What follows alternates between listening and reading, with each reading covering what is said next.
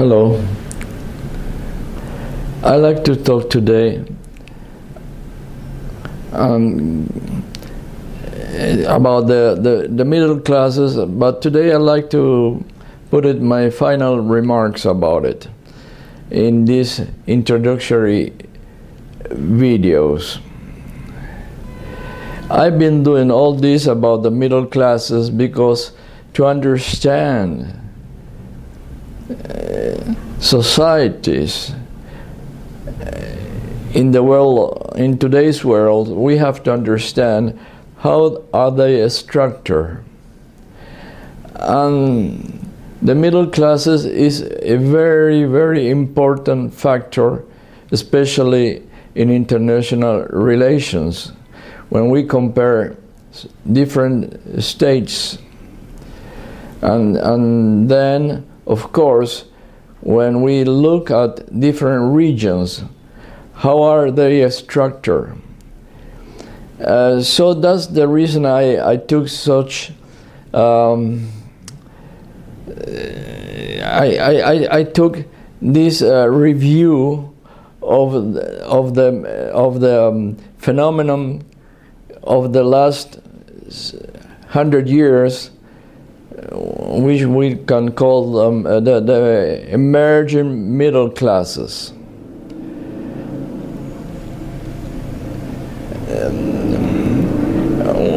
I've been reviewing from the beginning of the 19th century and then the 20th century and the last 70 years of the middle classes, and the middle classes, like the capitalist system, change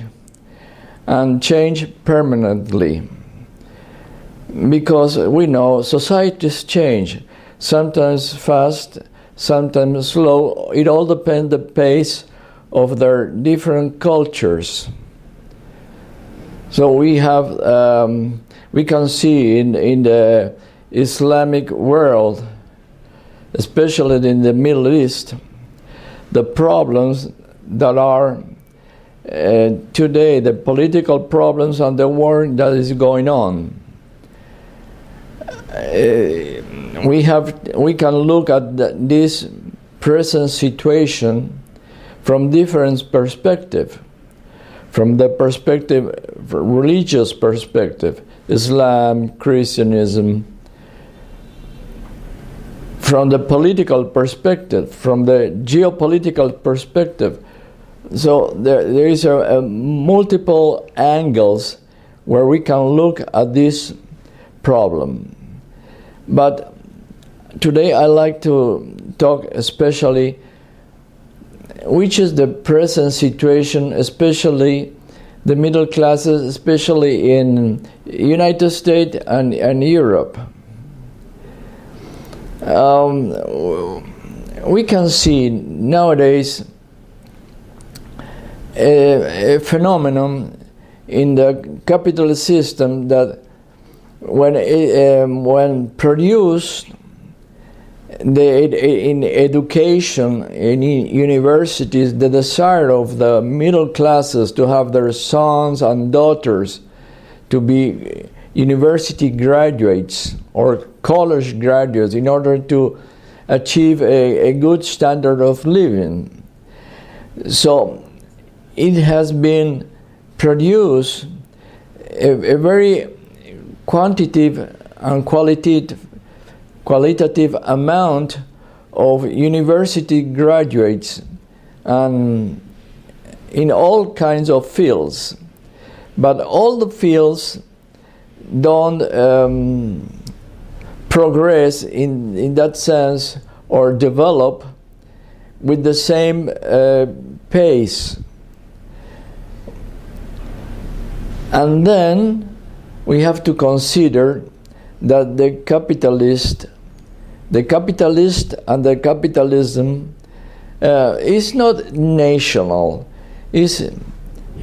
Doesn't have a nation, doesn't have a state. I'm referring about the 2,000 or 3,000 super capitalists, people who happen to have more than 1 billion billion. Average, I think they have about 3. But there are some with 50, 60, doesn't matter. But it's a very, very close and small club. Let's call it club. And in a sense, they are running the Occident. And then we have in India and China, especially China, Japan, Korea, Taiwan, and the Southeast Asia, Philippines, Indonesia, and then the small enclaves, Singapore. And we have also very, very rich people there who happen to rule the economy in those areas. And those are interlinked and intertwined. That's the present situation. But we have to distinguish the industrial capitalism, the financial capitalism, and the corporations. Let's take about 500 or 1,000 corporations, the biggest one, the largest one, who, in a sense, rule the present systems. Not totally. Nothing is absolute. People who tend to think that they have the absolute power, they are real wrong, because that never happens. It might happen in certain areas for a certain period of time, but then the antagonism at all levels make the situation change. We can say something like the dialectics of Hegel, that thesis, antithesis, and synthesis, but the problem, or Marx with the class conflict, or the paradigms that change in the perspective of different societies. But I like to talk about certain problems that arises in the United States and Europe with the middle classes. There are two main problems as I see them. One is the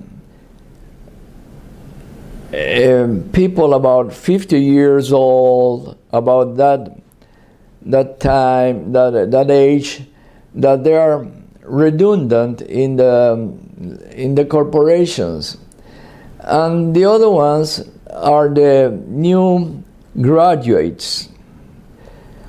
In the United States, those are who have most of the problems.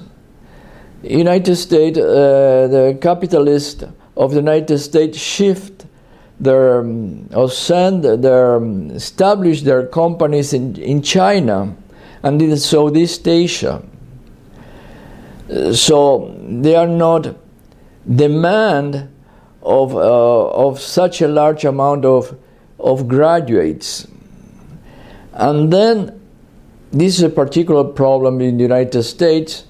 They have to pay for the universities and for college. Most of them are private. Whether in other parts of the world, in Europe, they are private as well, but there are some possibilities to have a degree. But of course, in Europe is also a difficult problem. But the ones who graduate, especially in the countries with a high level of unemployment and in crisis, structural crisis, financial crisis like Italy, Spain, Portugal,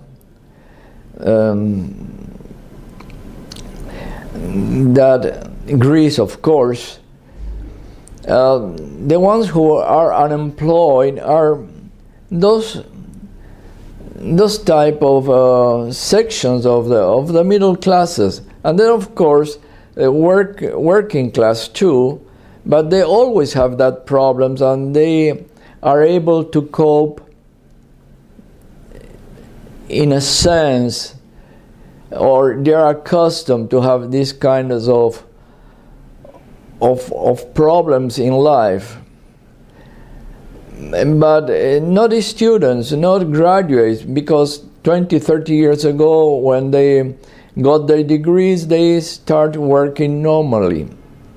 And also the people around 50 years, they have this problem as well, and this creates a sense of psychical and economical stress, and let's call it proletarization. I take this term from the Marxist way of expressing. Yes, because it's better, it's clear, it's more accurate to say they are proletarians. Because they are proletarians doesn't mean they are working class. It's a broader term. And that, of course, that affects them deeply. So we see in Greece, in Spain, the indignados, and you see they are indignant, but they don't try to change the system. They are indignant because they cannot get into the system, and to have the real comfortable and is in some cases luxurious style of living. Same thing like in the United States. In the United States, the youth is they have this problem, and they start a few years ago they occupied, but it lost strength. But the problem is there. In those particular problems, I very much impressed by a journalist and a real clever person and courageous person, which is Chris Hedges, who describes the problems, these particular problems in the United States with real clarity. And I like to mention also that I'm very much impressed by Noam Chomsky, of course, and then the dissident media, let's call it dissident of the regime of the yes, it is a regime in the United States, and is going towards some sort of oligarchy or plutocracy. This is nothing new.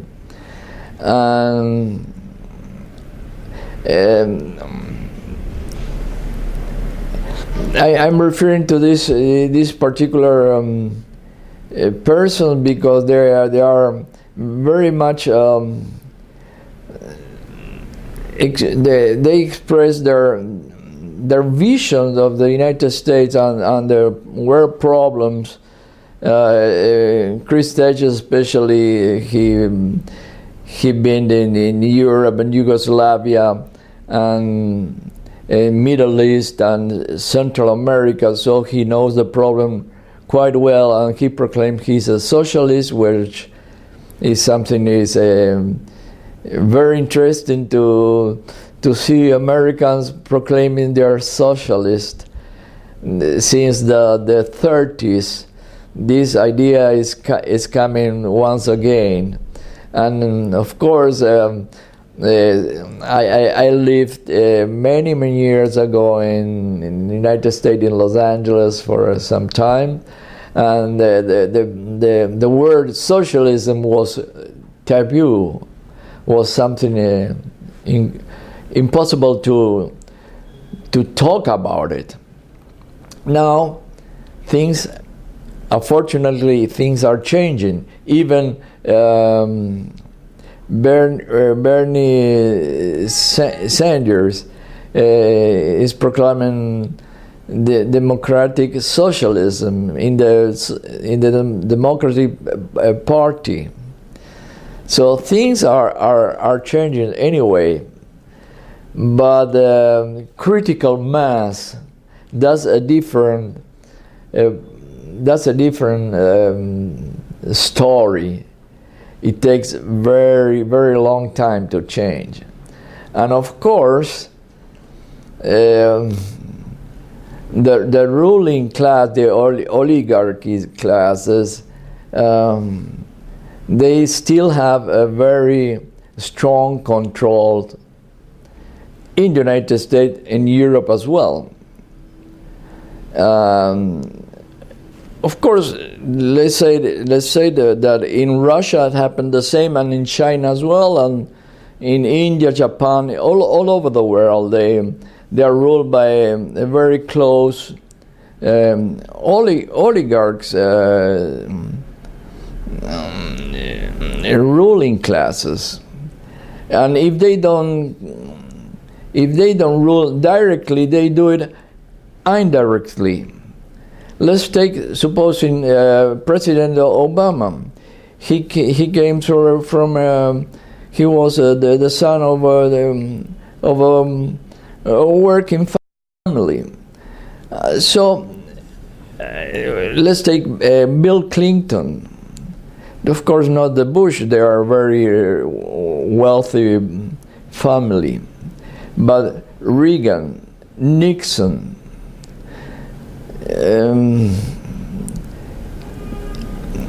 So those Johnson, Eisenhower was a military, but Franklin Roosevelt was not, of course, and John Kennedy not either.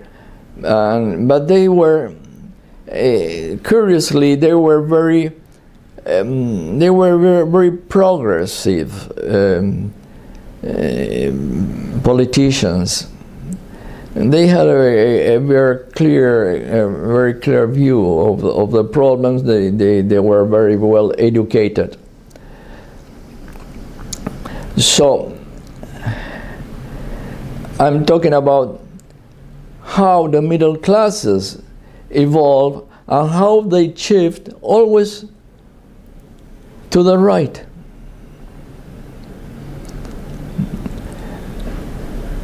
Even in history, in European history, we see now a rebirth of neo-Nazism in Germany.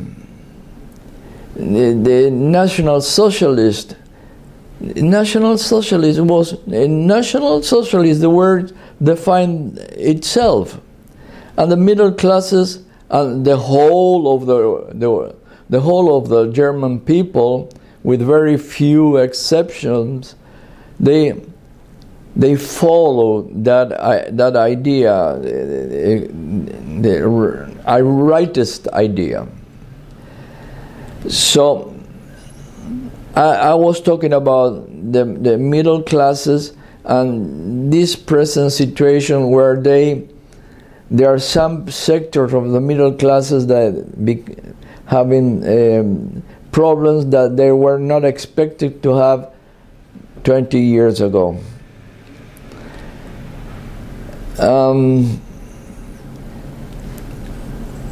I think that for the time being, my impressions about the middle classes, I think I said almost all I have to say about this subject. Of course, there is is a problem that with the world and with the societies that we have to look very, very, very carefully. In my future videos, I will start talking about the political and geopolitical problems of today, especially the problems in the Middle East, the problem Russia, NATO, United States, and China.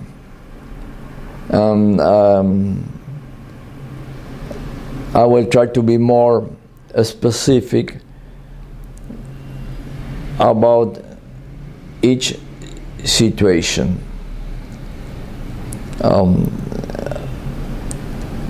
Thank you.